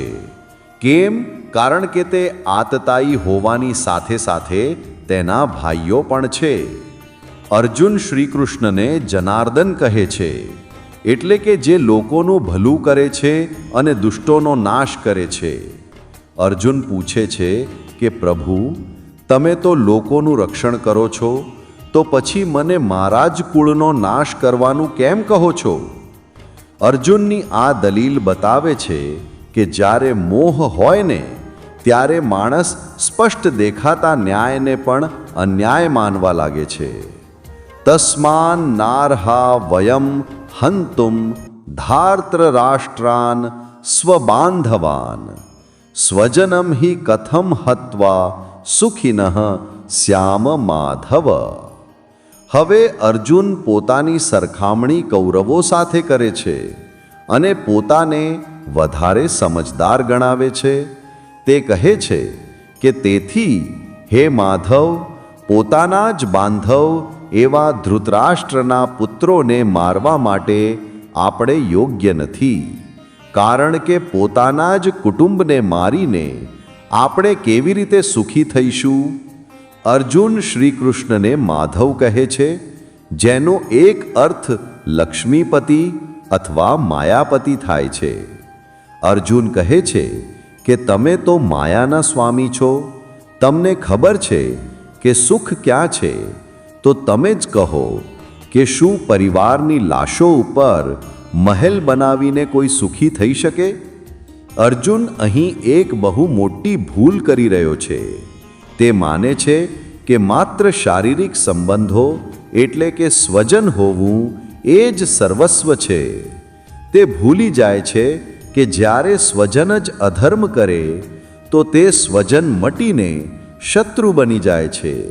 પણ અર્જુનની આંખે અત્યારે પ્રેમના પાટા બાંધેલા છે, એટલે તેને કૌરવોના ગુનાહ દેખાતા નથી, માત્ર ભાઈચારો દેખાય છે. યદ્યપે તે ન પશ્યંતી લોભોપહત ચેતસઃ કુલક્ષય કૃતમ દોષમ મિત્રદ્રોહે ચ પહતકમ કથમ ન જ્ઞેયમસ્માભિ પાપાદસ્માન નિવૃત્તિતુમ કુલક્ષય કૃતમ દોષમ પ્રપશ્યદ્ભિ જનાર્દન. અર્જુન આગળ દલીલ કરે છે કે ભલે કૌરવો આંધળા થયા હોય પણ આપણે તો દેખતા છીએ ને. અર્જુન કહે છે કે જો કે લોભથી જેમની બુદ્ધિ ભ્રષ્ટ થઈ ગઈ છે તેવા આ લોકો કુળના નાશથી થતા દોષને અને મિત્રો સાથે દ્રોહ કરવામાં થતા પાપને નથી જોતા. પરંતુ હે જનાર્દન, કુળના નાશથી થતા દોષને જાણનારા આપણે લોકોએ આ પાપથી દૂર રહેવાનો વિચાર કેમ ન કરવો જોઈએ? મિત્રો, આ શ્લોક અર્જુનની બૌદ્ધિક દલીલ છે. તે કહે છે કે દુર્યોધન અને તેના ભાઈઓ લોભોપહત ચેતસઃ છે, એટલે કે સત્તાના લોભમાં તેમનું ચિત્ત મરી પરવાર્યું છે. તેઓ ગાંડા થયા છે. પણ આપણે તો ડાહ્યા છીએ ને. જો ગાંડો માણસ પથ્થર મારે તો શું ડાહ્યા માણસે પણ સામે પથ્થર મારવો જોઈએ? અર્જુન પોતાને મહાન સાબિત કરવાનો પ્રયત્ન કરે છે કે હું સમજદાર છું એટલે હું યુદ્ધ નહીં કરું. મિત્રો, જીવનમાં ઘણીવાર આપણે આપણી કાયરતાને ક્ષમાનું નામ આપી દઈએ છીએ. આપણે અન્યાય સહન કરી લઈએ છીએ અને મનને મનાવીએ છીએ કે જવા દેને, એ તો મૂર્ખ છે. પણ ગીતા શીખવે છે કે દુષ્ટોની મૂર્ખામીને સહન કરવું એ પણ એક પ્રકારનું પાપ જ છે. અર્જુન અત્યારે એ સમજવા તૈયાર નથી. તેને લાગે છે કે યુદ્ધ અટકાવીને તે કોઈ પુણ્યનું કામ કરી રહ્યો છે, જ્યારે વાસ્તવમાં તે અધર્મને મોકળું મેદાન આપી રહ્યો છે. કુલક્ષયે પ્રણશ્યંતિ કુલધર્માઃ સનાતનાઃ ધર્મે નષ્ટે કુલમ કૃત્સ્નમ અધર્મોભિવવત્યુત. હવે અર્જુન એક સમાજ ચિંતકની જેમ વાત કરે છે. તેને ચિંતા છે કે જો આ યુદ્ધ થયું અને બધા પુરુષો મરી ગયા તો સમાજનું શું થશે? અર્જુન કહે છે કે કુળના નાશથી સનાતન કુલધર્મ નષ્ટ થઈ જાય છે અને ધર્મનો નાશ થતાં બાકી રહેલા આખા કુળને પણ અધર્મ દબાવી દે છે. મિત્રો, અર્જુનની આ ચિંતા બહુ વ્યાજબી છે. તે કહે છે કે યુદ્ધમાં લાખો પુરુષો મરી જશે, ઘરના વડીલો મરી જશે, તો પછી આવનારી પેઢીને સંસ્કાર કોણ આપશે? આપણા સનાતન કુળ ધર્મ એટલે કે પરંપરાઓ, રીત રિવાજો અને મૂલ્યો કોણ સાચવશે? જ્યારે ઘરમાં કોઈ વડીલ કે માર્ગદર્શક નથી રહેતું, ત્યારે તે પરિવારમાં અરાજકતા ફેલાઈ જાય છે. અર્જુન કહે છે કે જો ધર્મ અને સંસ્કાર આપનારા જ નહીં રહે તો આખા સમાજમાં અધર્મ ફેલાઈ જશે. અર્જુન એક રાજા નહીં પણ એક ભવિષ્ય ચિંતક તરીકે વિચારે છે. તેને ડર છે કે આ યુદ્ધ માત્ર કૌરવોનો અંત નહીં પણ આપણી આખી સંસ્કૃતિનો અંત લાવી દેશે. આ જ ડર તેને યુદ્ધ કરવાથી રોકી રહ્યો છે. અધર્માભિભવાત કૃષ્ણ પ્રદુષ્યંતિ કુલ સ્ત્રિયાઃ સ્ત્રીષુ દુષ્ટાસુ વાર્ષ્ણેય જાયતે વર્ણસંકરઃ. અર્જુનની ચિંતા હવે કુળ અને ધર્મના નાશથી આગળ વધીને સમાજની વ્યવસ્થા સુધી પહોંચે છે. તેને ડર છે કે યુદ્ધ માત્ર માણસોને નથી મારતું પણ આવનારી પેઢીઓને પણ બરબાદ કરી નાખે છે. અર્જુન હવે સ્ત્રીઓની સુરક્ષા અને સમાજના ભવિષ્ય વિશે વાત કરે છે. અર્જુન કહે છે કે હે કૃષ્ણ, જ્યારે કુળમાં પાપ વધી જાય છે ત્યારે કુળની સ્ત્રીઓ દૂષિત થઈ જાય છે, એટલે કે અયોગ્ય રસ્તે ચડી જાય છે. અને હે વાર્ષ્ણેય, જ્યારે સ્ત્રીઓ દૂષિત થાય છે ત્યારે વર્ણસંકર પ્રજા ઉત્પન્ન થાય છે. હવે મિત્રો, અહીં અર્જુન શ્રી કૃષ્ણને વાર્ષ્ણેય કહે છે કારણ કે કૃષ્ણ પોતે એક મહાન કુળમાંથી આવે છે. અર્જુનની ચિંતા એ છે કે યુદ્ધમાં ઘરના રક્ષક એટલે કે પુરુષો મરી જશે. જે ઘરમાં રક્ષણ કરવાવાળું કોઈ ન હોય ત્યાં અસુરક્ષા વધી જાય છે અને સ્ત્રીઓનું શોષણ થવાનું ડર રહે છે અથવા તે ભટકી જઈ શકે છે. શાસ્ત્રો માને છે કે સ્ત્રી એ સંસ્કૃતિની વાહક છે. બાળકને પહેલો સંસ્કાર માતા આપે છે. જો માતા જ સુરક્ષિત ન હોય અથવા તે જ સંસ્કાર ભૂલી જાય તો આવનારું બાળક કેવું પાકશે? અર્જુન કહે છે કે તેનાથી વર્ણશંકર પ્રજા જન્મે છે. વર્ણશંકરનો સાદો અર્થ થાય છે એવી પ્રજા જેને પોતાના ધર્મ, કર્મ કે બાપ દાદાના સંસ્કારોનું જ્ઞાન નથી, જે દિશાહીન છે. અર્જુનને ડર છે કે આ યુદ્ધ પછી જે નવી પેઢી આવશે એ સંસ્કાર વગરની હશે. સંકરો નરકાયવ કુલજ્ઞાનામ કુલસ્ય ચ પતંતિ પિતરો હ્યેષામ લુપ્ત પિંડોદક ક્રિયા. અને જો આવી સંસ્કાર વગરની પેઢી આવી તો તેનું પરિણામ શું આવશે? અર્જુન આગળ કહે છે કે આવી વર્ણશંકર પ્રજા કુળઘાતીઓને અને આખા કુળને નરકમાં લઈ જવા માટે જ કારણ બને છે.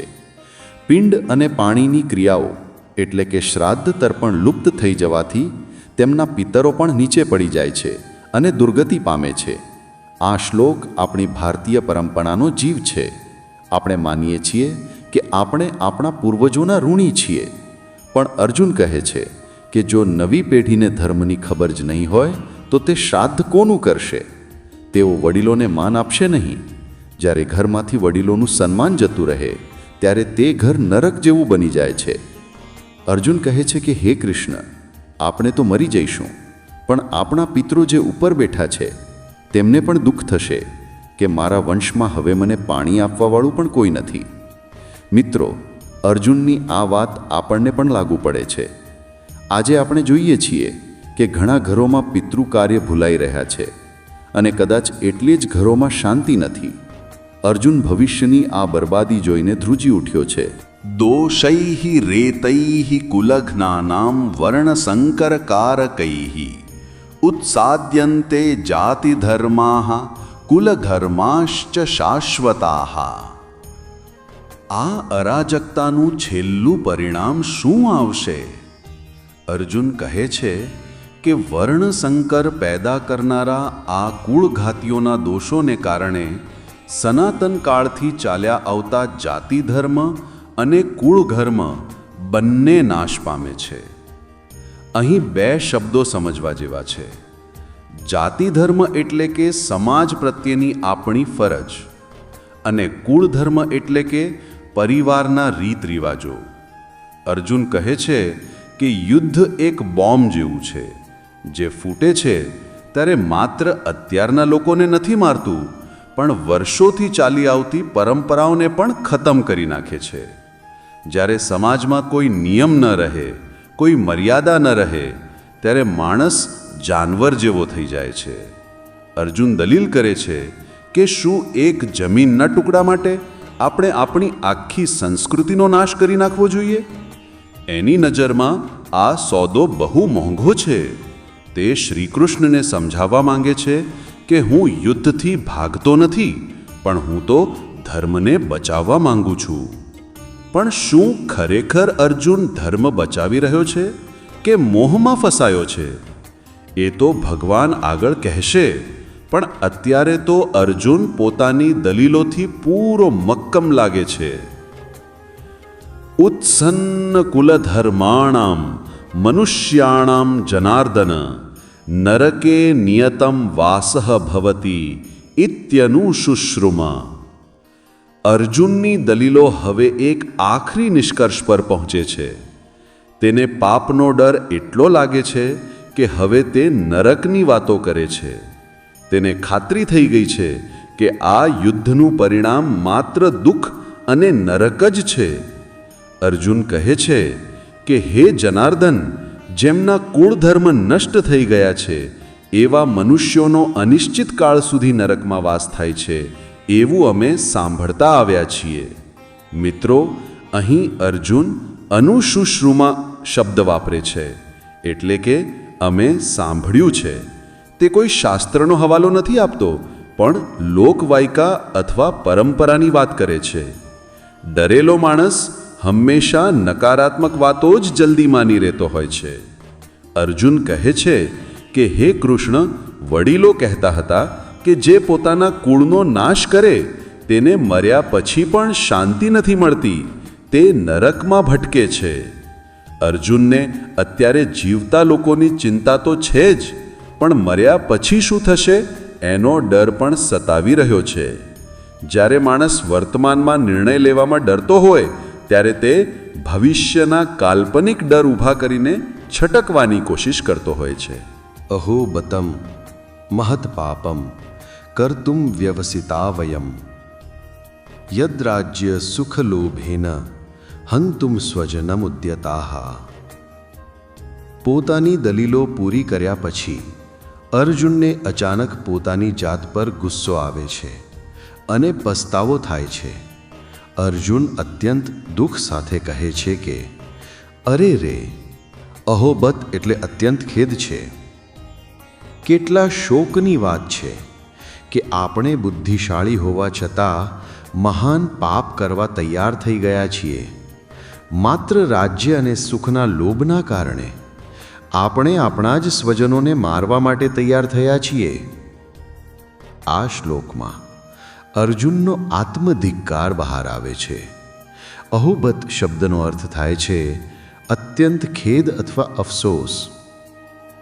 અર્જુન વિચારે છે કે દુર્યોધન તો મૂર્ખ છે, પણ આપણે તો સમજદાર પાંડવો છીએ ને, તો પછી આપણે પણ લોભમાં આવીને આવું મોટું પાપ કેવી રીતે વિચારી શકીએ? મિત્રો, આત્મનિરીક્ષણ સારી વાત છે, પણ જ્યારે તે હદ બહાર જાય ત્યારે તે અપરાધ ભાવ બની જાય છે. અર્જુન અત્યારે એ જ અપરાધ ભાવમાં દબાઈ ગયો છે.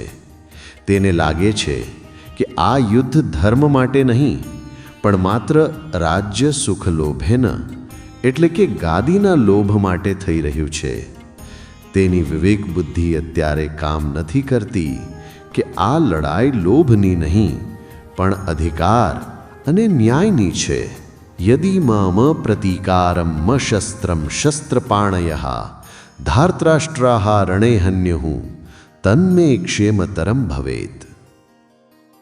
આ પશ્ચાતાપ અર્જુનને એટલી હદે લઈ જાય છે કે હવે તે મરવા માટે તૈયાર થઈ જાય છે. તે યુદ્ધના મેદાનમાં હથિયાર હેઠાં મૂકી દેવાની વાત કરે છે. અર્જુન કહે છે કે જો પ્રતિકાર ન કરતા એટલે કે સામનો ન કરતા અને શસ્ત્ર વગરના મને હાથમાં શસ્ત્ર ધારણ કરેલા ધૃતરાષ્ટ્રના પુત્રો રણમાં મારી નાખે તો તે મરવું પણ મારા માટે વધારે કલ્યાણકારી હશે. વિચારો મિત્રો, દુનિયાનો શ્રેષ્ઠ ધનુર્ધરી શું બોલી રહ્યો છે? તે કહે છે કે હું સામનો નહીં કરું, ભલે કૌરવો મને મારી નાખે. તે મરવા તૈયાર છે પણ મારવા નહીં. તેને લાગે છે કે જો હું મરી જઈશ તો યુદ્ધ અટકી જશે અને બધા બચી જશે. આને ત્યાગ કહેવો કે પલાયન? ઉપર છેલ્લી રીતે જોઈએ તો આ ત્યાગ લાગે, પણ વાસ્તવમાં આ જવાબદારીમાંથી ભાગવાની વૃત્તિ છે. ઘણીવાર જીવનમાં મુસીબતો એટલી વધી જાય કે માણસને લાગે કે હું જ ખસી જાઉં તો સારું. અર્જુનની હાલત અત્યારે એવી જ છે. તે શારીરિક રીતે જીવિત છે પણ માનસિક રીતે હારી ચૂક્યો છે. સંજય ઉવાચ એવમ ઉક્ત્વાર્જુનઃ સંખ્યે રથોપસ્થ ઉપાવિશત વિસૃજ્ય સશરમ ચાપમ શોકસંવિઘ્ન માનસઃ. અને છેલ્લે સંજય આ પહેલા અધ્યાયનો અંત કરતા ધૃતરાષ્ટ્રને જણાવે છે કે અર્જુને શું કર્યું. સંજય કહે છે કે યુદ્ધના મેદાનમાં આ પ્રમાણે કહીને શોકથી વ્યાકુળ મનવાળા અર્જુન બાણ સહિત પોતાના ધનુષ્યનો ત્યાગ કરીને રથના પાછળના ભાગમાં બેસી ગયા. મિત્રો, કલ્પના કરો એ દ્રશ્યની. બંને સેનાઓ તૈયાર ઊભી છે. શંખ વાગી ચૂક્યા છે. બધા અર્જુનના આદેશની રાહ જોઈ રહ્યા છે. અને બરાબર એ સમયે અર્જુન પોતાનું ગાંડીવ ધનુષ્ય નીચે ફેંકી દે છે અને રથમાં માથું પકડીને બેસી જાય છે. રથોપસ્થ એટલે રથની બેઠક. એક યોદ્ધા જ્યારે યુદ્ધના મેદાનમાં હથિયાર છોડી દે અને બેસી જાય ત્યારે તે તેની સૌથી મોટી હાર ગણાય. અર્જુન હાર્યો નથી દુશ્મનથી, પણ તે હાર્યો છે પોતાના મનથી. શોક સંવિઘ્ન માનસ એટલે કે તેનું મન શોકથી ભરાઈ ગયું છે. અહીં પહેલો અધ્યાય પૂરો થાય છે. એક નાટ્યાત્મક વળાંક પર વાર્તા અટકે છે. હવે શું થશે? શું કૃષ્ણ રથ પાછો વાળી લેશે? શું અર્જુન કાયર ગણાશે? આ સવાલોના જવાબ હવે પછીના અધ્યાયમાં મળશે, જ્યાં ભગવાન શ્રી કૃષ્ણ અર્જુનનો હાથ અને મન બંને પકડશે. મિત્રો, આ હતો ભગવદ્ ગીતાનો પ્રથમ અધ્યાય, અર્જુન વિષાદ યોગ. તમે સાંભળ્યું ને? દુનિયાનો સૌથી તાકતવર યોદ્ધા પણ આજે રડતી આંખે અને ધ્રુજતા હાથે બેઠો છે. પણ યાદ રાખજો મિત્રો, જીવનમાં પડવું એ હાર નથી, પણ પડ્યા પછી ઊભા ન થવું એ સાચી હાર છે. અર્જુનનો આ વિષાદ, આ દુઃખ બીજું કંઈ નહીં પણ જ્ઞાનના પ્રકાશ તરફ જવાનું પહેલું પગથિયું છે. ક્યારેક જીવનમાં અંધકાર એટલા માટે જ આવે છે જેથી આપણે ભગવાનના પ્રકાશને ઓળખી શકીએ. આપણે બધા પણ ક્યાંક ને ક્યાંક અર્જુન છીએ. આપણી પાસે પણ સમસ્યાઓનું પોટલું છે, પણ ગભરાતા નહીં, કારણ કે આપણો સારથી પણ એ જ છે જે અર્જુનનો હતો. હવે પછીનો અધ્યાય એટલે કે અધ્યાય 2 તમારા જીવનનો સૌથી મહત્વનો વળાંક સાબિત થશે. શું થશે જ્યારે એક રડતો માણસ ભગવાનને સવાલ કરશે? બીજા અધ્યાયમાં આપણે જાણીશું કે શ્રી કૃષ્ણ કેવી રીતે અર્જુનના મોહને તોડે છે. ભગવાન અર્જુનના આંસુ લૂછવાને બદલે તેને લડતા કેવી રીતે શીખવાડે છે. જીવનમાં જ્યારે બધું જ ખત્મ થઈ ગયું હોય ત્યારે ફરીથી શૂન્યમાંથી સર્જન કેવી રીતે કરવું, તેના જવાબો તમને આવતા અધ્યાયમાં મળશે. અમને અને અમારી ચેનલ વાસ્તુ મંદિરને તમારા પર પૂરો ભરોસો છે કે તમે આ જ્ઞાન યાત્રામાં અમારી સાથે છેક સુધી જોડાયેલા રહેશો. અમે વચન આપીએ છીએ કે આગળના દરેક અધ્યાયમાં અમે તમારા માટે જીવન જીવવાની એવી ચાવીઓ લઈને આવીશું જે તમારી મુશ્કેલીઓને સરળ બનાવી દેશે. આ અમૂલ્ય જ્ઞાન માત્ર વાસ્તુ મંદિર ચેનલના માધ્યમથી તમારા સુધી પહોંચતું રહેશે. જો તમને આજના પ્રયાસમાંથી થોડી પણ હિંમત મળી હોય, જો તમને લાગ્યું હોય કે આ વાત તમારા દિલ સુધી પહોંચી છે, તો કૃપા કરીને આ માહિતીને પસંદ કરજો અને તમારા સ્નેહીજનો સાથે વહેંચજો. ગીતાના જ્ઞાનનો દીવો ઘરે ઘરે પ્રગટાવવા માટે વાસ્તુ મંદિર ચેનલ સાથે અત્યારે જ જોડાઈ જાઓ, જેથી શ્રી કૃષ્ણનો અવાજ સૌથી પહેલાં તમારા સુધી પહોંચે. ફરી મળીશું એક નવી ઉર્જા અને નવા જ્ઞાન સાથે. ત્યાં સુધી તમારી સંભાળ રાખજો. વાસ્તુ મંદિર ચેનલ સાથે જોડાયેલા રહેવા બદલ આભાર. જય શ્રી કૃષ્ણ.